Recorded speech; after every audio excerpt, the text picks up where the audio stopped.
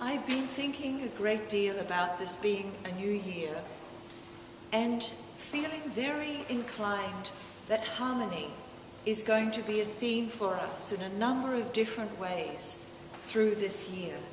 And what a powerful and inspirational theme it is. Even if we just think about that first truth of harmony, which is that harmony is achieved not with a single note, but with a diversity of notes. And we have beautiful examples of that when we hear the music at our services. And actually we have beautiful examples of it when we open our ears and listen even to the sounds of nature. We never hear a single note. We hear a multiplicity of notes, and the harmonies are created through those notes, through that diversity of notes coming together. So already harmony inspires me to quell any notion that sameness is itself a virtue.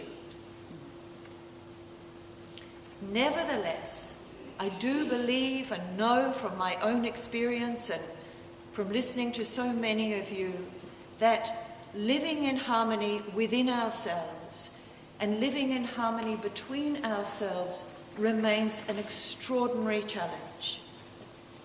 We have no happiness without harmony.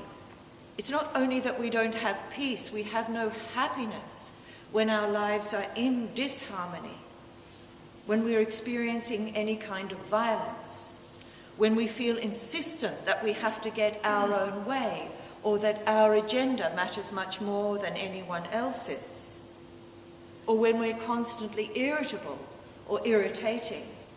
All of this disrupts the harmony that is both potential within us and beyond us.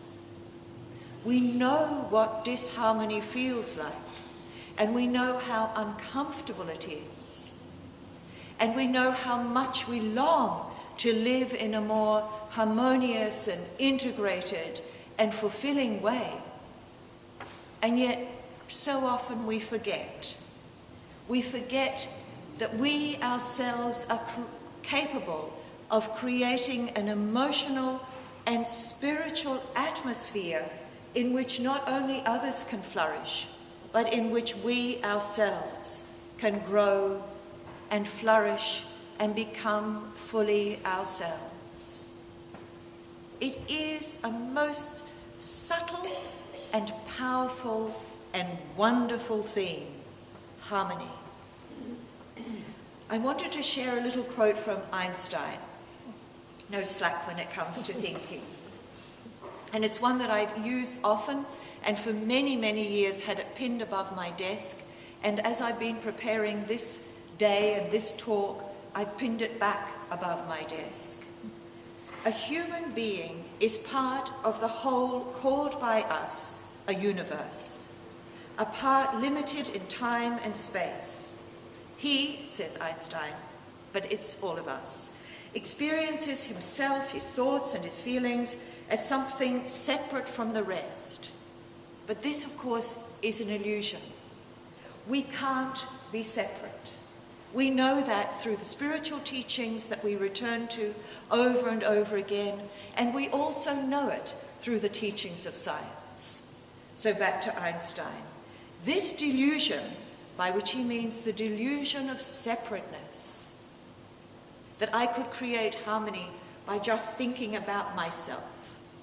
This delusion of separateness, says Einstein, restricts us to our personal decisions and our affections for a few people closest to us.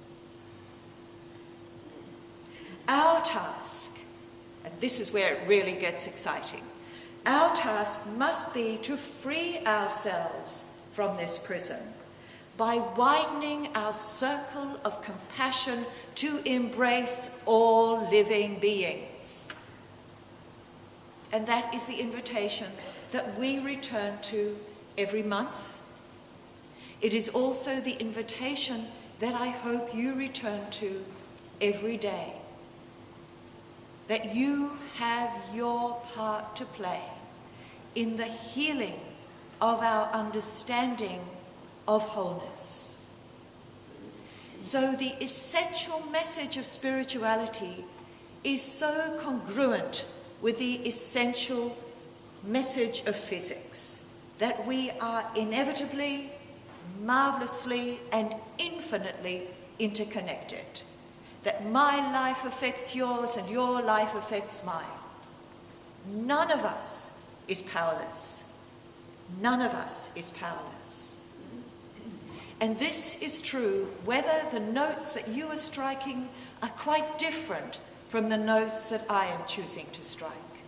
We are still affecting one another. We are still part of this whole which moves in a kind of dance in and out of greater and lesser experiences of harmony. But I believe we are driven forward by Spirit towards a greater understanding of harmony and to a greater confidence that we can contribute to it. And how would we do this? Well, there are so many ways, and I will develop some of them as the year goes on. But the first and foremost is that we need to understand that any insistence that our way is the only way is an act of disharmony. And this is particularly true when we're thinking about religion or spirituality. Every month we gather here in the presence of sublime teachings that come from the north, that come from the south, that come from the east, and that come from the west.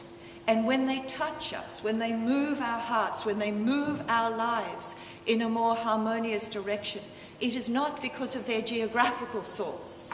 It is because of their divine source, which is the underpinning, the overarching, the infusing of the whole.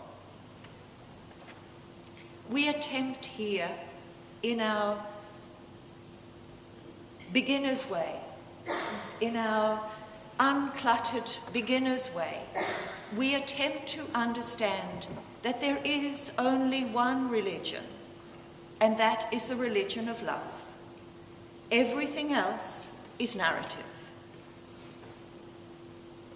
We attempt to understand there is only one ethic, the ethic of love, and that everything else is narrative.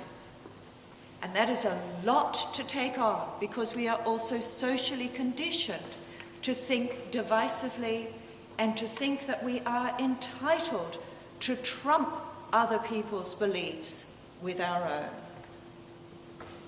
You are all children of the divine, said a teacher called Jesus a long time ago.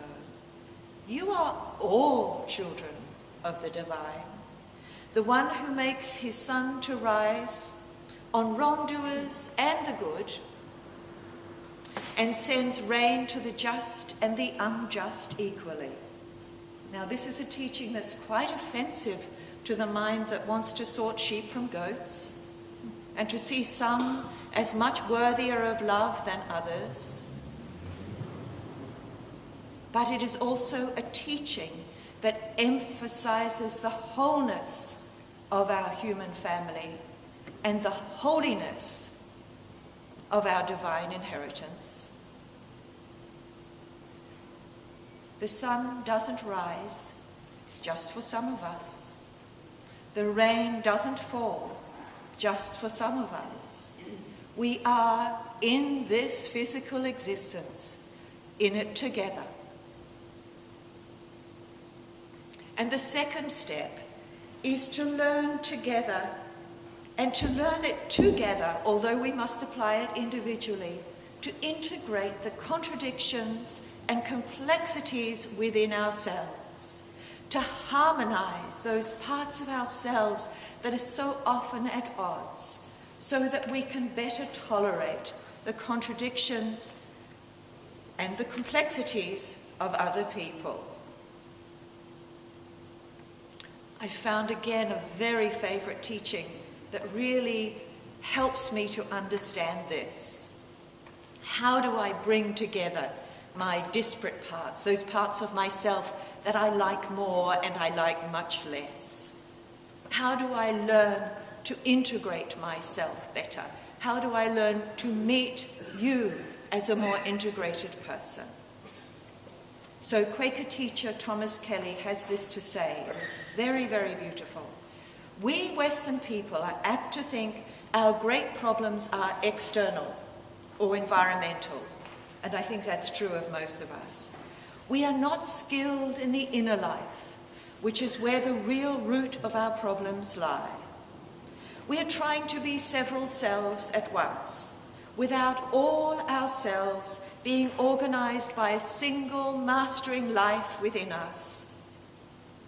Then he goes on to say, life is meant to be lived from a center, from a divine center, from what in the Eastern traditions is called the self with a capital S, the eternal self, the soul, the spirit, something that so transcends ego that if we live from that place, we can live with a lightness of heart and not with a heaviness of worry.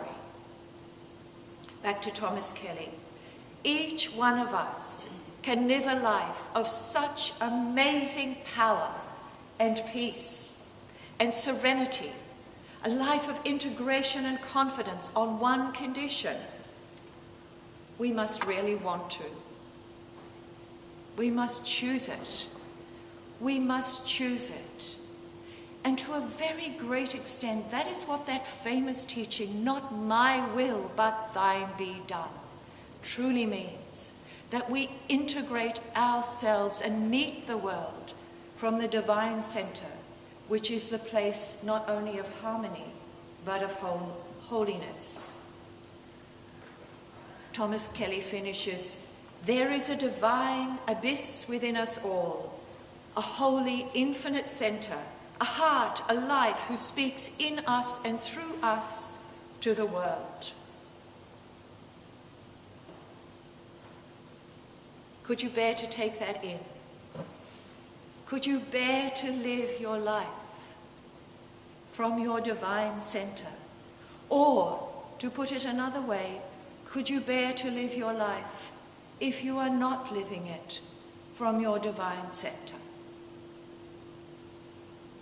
Just a few days ago, I posted on my public Facebook page this teaching, which I felt expressed Thomas Kelly's urging towards us. And I wrote, if today is for any reason, and I was writing this around Valentine's Day, which is a very painful day for many people, a day of celebration, yes, for some, and a day of heartache and loneliness for others. So I wrote, if today is for any reason a day of heartache, then please take a few precious minutes to still your mind, to go inward, and send love and light to all who need it. As you generate those thoughts, and as they flow through you, they will also be healing for you. Love and light to all who need it. Could anything be more practical than that we would choose each day and every day to meet the day from this divine center, the place of our greatest similarity, the place of our greatest sharing, the place from which it becomes tolerable to know how different, how unique we are, but that in this, the divine centeredness with which we can meet life, we are so much the same.